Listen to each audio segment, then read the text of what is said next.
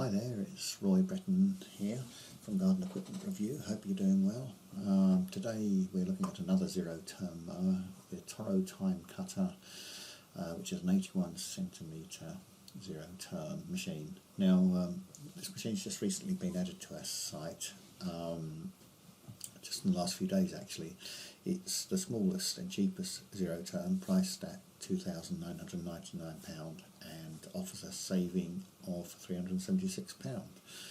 So the other day we were looking at the slightly larger Toro TimeCutter, another good value for money machine, but once again a domestic machine. Both these machines are domestic machines, hence the price, but there is a 3-year warranty. So let's take a look at the features. Well, actually, first of all, let's talk about the zero-turn advantage.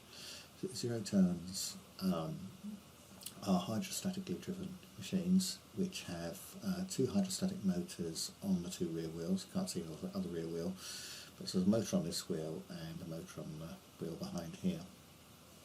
But with hydrostatic motors, you've got variable speed in forward and reverse just by moving these levers. So these two levers power these two wheels at the back individually, and then with these caster wheels at the front, you can just spin round on the sixpence. It can turn round in its own length, which is great. So, for example, if you're cutting under low branches, going around trees, you can weave in and out really quickly. Whereas a traditional garden tractor is just a bit more cumbersome, especially if you've got a collector on.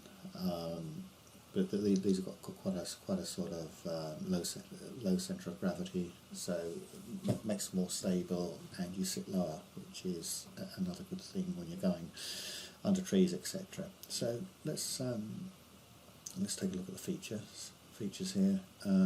So it is a budget machine, but it does give a 3-year warranty. It's got the zero-turn capabilities, giving great manoeuvrability. Hydrostatic transmission. Now it's also got something called Smart Speed.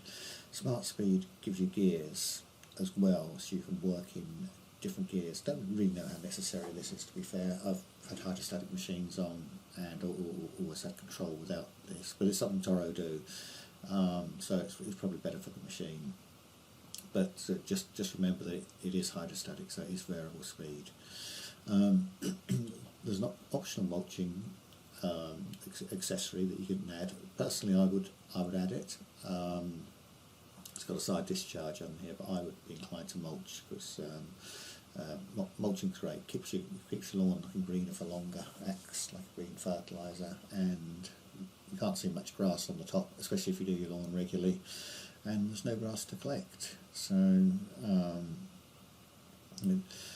let's carry on here. So 10 gauge steel, actually it's not, it's 13, I need to amend that. It's 13 gauge steel deck. Something I always look at in a machine is the strength of the deck, one of the first things I look at, because a deck takes quite a bit of wear and tear, so it's important that you've got something strong. So 13 gauge deck is strong.